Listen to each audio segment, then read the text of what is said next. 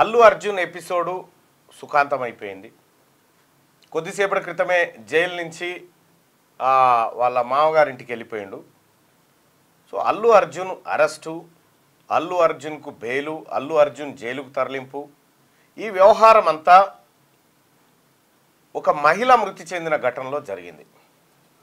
ఒక మహిళ మృతి చెంది ఆ మృతికి ప్రత్యక్షంగానో పరోక్షంగానో కారణమైనటువంటి అల్లు అర్జున్ గారి పైన కేసు పెట్టడం జరిగింది.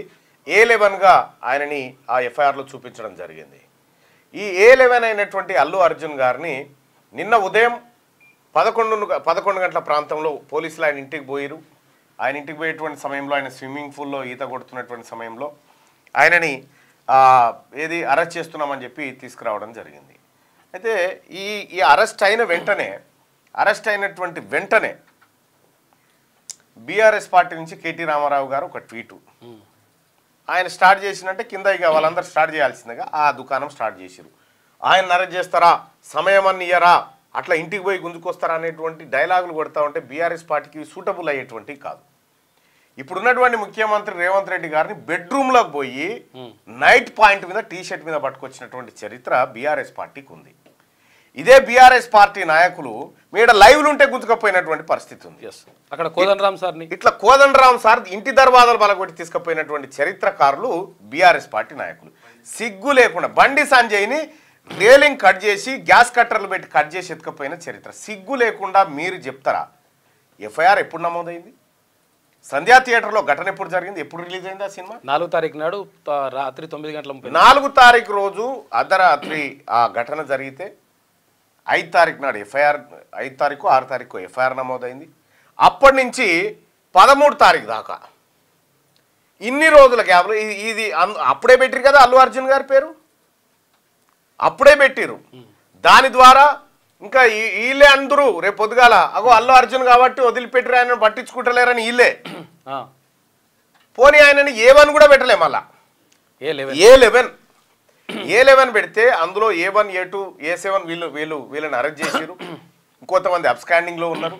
అల్లు అర్జున్ గారిని నిన్న అరెస్ట్ చేసి కోర్టులో ప్రొడ్యూస్ చేశారు.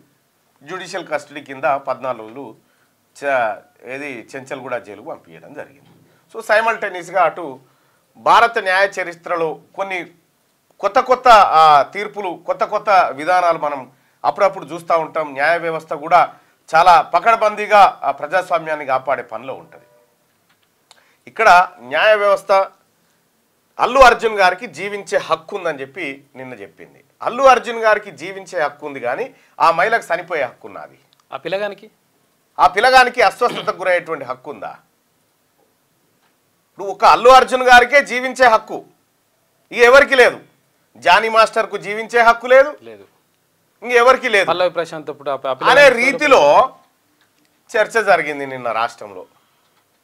సరే, హైకోర్టుకు ఉన్నటువంటి పవర్స్ ఆధారంగా క్వాష్ పిటిషన్ను మధ్యాంతర బెయిల్గా మలిసి బెయిల్ ఇచ్చి ఇమీడియట్గా రిలీజ్ చేసేటువంటి ఒక ఆదేశాలను గౌరవ న్యాయస్థానం ఇచ్చింది. న్యాయస్థానాన్ని గౌరవించాల్సిందే.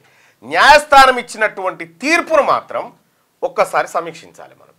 ఎందుకంటే సగటు భారతదేశ పౌరుడిగా సుప్రీంకోర్టు కూడా తీర్పులను సమీక్షించి తీర్పులపైన విమర్శ సద్విమర్శలు చేసే అవకాశం ఈ దేశ ప్రజలకు ఉందని చెప్పి సుప్రీంకోర్టు చెప్పినటువంటి నేపథ్యంలో ఇప్పుడు ఆ ప్లేస్లో ఇప్పుడు అల్లు అర్జున్ గారు కేసులో ఉన్నారు, మహిళ చనిపోయింది. ఒకవేళ అట్లా జరగకూడదు, కానీ అల్లు అర్జున్ గారే ఆ తొక్కిసలాట మృతి అంతే ఈ బెయిల్ దొరికేదా?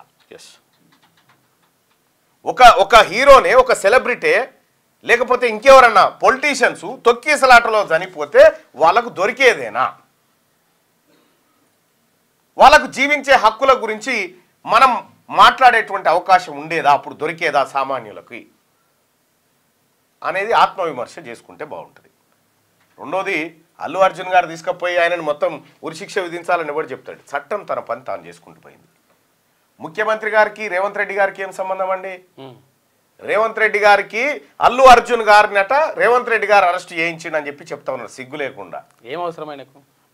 నిజంగా మీ పరిపాలననే మేము కంటిన్యూ చేసినంటే వెళ్తాడా అల్లు అర్జున్ వాళ్ళకేని? వెళ్ళగలుగుతాడా వాళ్ళకేని? ఒకవేళ నిజంగానే అనుకుంటే వెళ్తుంటో కేసు అసాంఘిక కార్యకలాపాలకు అనైతిక విధానాలకు కాంగ్రెస్ పార్టీ ప్రభుత్వం దిగితే కనుక సాధ్యమేనా అది? అసలు అక్కడ మహిళ చనిపోయింది, చనిపోయినటువంటి మహిళ మృతదేహం ఉంది, ఆ మహిళ కొడుకు ఇప్పటికీ ఐసీయూలో ఉన్నాడు. అక్కడికి అల్లు అర్జున్ రాకపోతే ఈ ఘటన జరిగేదే కాదు. ప్రపంచవ్యాప్తంగా విడుదలైతే ఎక్కడ కాలేదు. అల్లు అర్జున్ గారికి తిరిగే స్వేచ్ఛ ఉంది, కాదంటలేం, తిరగాల్సిందే. కానీ బాధ్యత కూడా ఉంది, ఒక బాధ్యత కూడా ఉంది. తన వల్ల తను పోవడం వల్ల ఏం జరుగుతుంది అనేటువంటి ఒక బాధ్యత కూడా ఉంటుంది. ఇక్కడ ఆ మహిళ చనిపోయింది, ప్రత్యక్షంగానో పరోక్షంగానో అల్లు అర్జున్ అక్కడికి రాక కారణం అనేది పోలీసులు ఎఫ్ఐఆర్లో నమోదు చేశారు, రిమాండ్ రిపోర్ట్లో కూడా అదే చెప్పారు. చనిపోయిన మహిళ.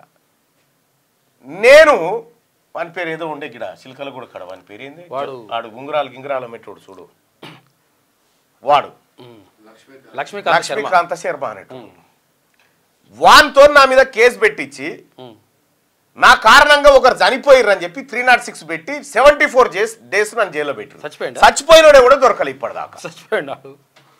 చచ్చిపోయినోడే కూడా దొరకలే. అప్పుడు నాకు జీవించే హక్కు గురించి మాట్లాడలే చాలామంది. అంటే బీఆర్ఎస్ పార్టీ పరిపాలనలో ఎట్లయితే చట్టాలను కోర్టులను మిస్యూజ్ చేస్తూ మిస్గైడ్ చేస్తూ వాళ్ళ పరిపాలన సాగిరో సేమ్ అది ఇక్కడ సాగాలనుకుంటారు. ఒకవేళ అదే చేస్తే ఒక్కడు కూడా బయట తిరగకపోదురు ఈ లంగా పనులు చేసిన వాళ్ళంతా. ఒక్కడు కూడా. ఇక్కడ చట్టం తన పని తాను చేసుకపోతా ఉంది.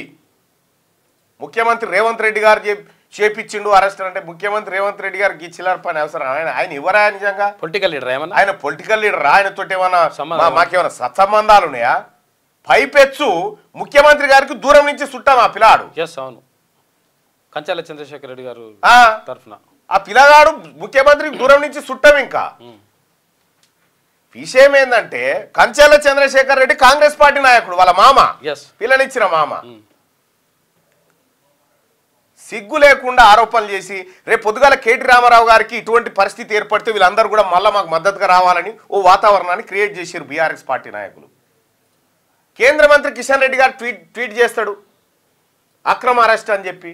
ఒక కేంద్ర మంత్రి ఈ భారతదేశాన్ని పరిపాలిస్తున్నటువంటి కేంద్ర ప్రభుత్వంలోని క్యాబినెట్ మంత్రి ఓ ట్వీట్ చేసిన తర్వాత వ్యవస్థలు ఇన్ఫ్లుయెన్స్ కావా? సామాన్యులకు ఏం మెసేజ్ పోతుంది అన్నట్టు దీని ద్వారా? అంటే ఇక్కడ సామాన్యునికి ఒక న్యాయము, లేకపోతే ఉన్నత వర్గాలకి ఇంకో న్యాయం ఉంటుందా? మీ బీఆర్ఎస్ పార్టీ పాలనలో బీజేపీ పార్టీలో సాధ్యమేమో ఇవన్నీ. ఆ పాలనలో కాంగ్రెస్ పార్టీలో ఈ ప్రజాప్రభుత్వంలో అందరూ సమానమే. మాకు ఎవడు పెద్ద కాదు, ఎవడు చిన్న కాదు. కోర్టు ముంగట హీరో ఉంటాడా? కోర్టు ముంగట నిలబడ్డాడు అంతా బాధితుడే అంతే. అల్లు అర్జున్ గారు హీరో అండి, పెద్ద హీరో అని. ఎవరికి పెద్ద హీరో? నిందితుడు. అక్కడ ఆయన నిందితుడు, అక్కడ ఆ ఘటనలో నిందితుడు. That's all. సంజయ్ దత్తును ఆ తర్వాత సల్మాన్ ఖాన్ను ఇటువంటి వాళ్ళే తీసుకుపోయి లోపటేసారు. ఒక మహిళ చనిపోతే మహిళ పట్ల చనిపోయిన రోజు ఒక్కరన్నా నిన్న ట్వీట్ చేసినటువంటి కిషన్ రెడ్డి గారు కానీ, కేటీఆర్ కానీ, లేకపోతే ఇంకెవరన్నా కానీ ఒక్క మహిళ చనిపోవడం బాధాకరం అని ఒక ట్వీట్ చేసినారా మీరు? నిన్న చెప్తా ఉన్నారు ఎట్లా మహిళ చనిపోవడం బాధాకరమే కానీ అయినప్పటికీ ఆయన అరెస్ట్ చేస్తారా? ఎక్కడి కథ? వాళ్ళ ఇంటి వాళ్ళ ఆడబిడ్డ చచ్చిపోతే వాళ్ళకి తెలిసేది. భారత రాజ్యాంగం ప్రతి మనిషికి జీవించే హక్కు ఇచ్చింది. ఇక్కడ all are equal before law అని చెప్తా ఉంది. చట్టం ముందు అందరు సమానమని చెప్తా ఉంది. చట్టం ముందు సమానమే కానీ గత పెద్ద మనిషి సమానం అవుతాడా అన్నట్టు వీళ్ళ వాదన. సరే, ఏదేమైనా ఇదే సినిమా సెలబ్రిటీలు చాలా మంది కూడా మాట్లాడుతూ ఉన్నారు. పవన్ కళ్యాణ్ గారు ట్వీట్ చూసిర్రా? చాలా సందర్భోచితమైన ట్వీట్ అది. కలిసి ఉంటే బలం ఉంటాం, విడిపోతే పలసన పడతాం అని పెట్టిండు ఆయన. దాన్ని చూసైనా అల్లు అర్జున్ గారు మేల్కోవాలి ఎందుకు పెట్టిండు అనేది. ఇక్కడ అల్లు అర్జున్ అయినా, అల్లు అర్జున్ మామ అయినా, అల్లు అర్జున్ నాయన అయినా, లేకపోతే ఒక రిక్షావాడైనా, రిక్షావాడి కొడుకైనా, వాళ్ళ మామ అయినా, ఎవరైనా అందరూ సమానమే. క్యూ న్యూస్ లో పనిచేయటకు అనుభవం గల కెమెరామ్యాన్లు కావాలను. సంప్రదించవలసిన నెంబర్లు 8688926084, qnewsads@gmail.com ను సంప్రదించండి. లైక్ చేయండి.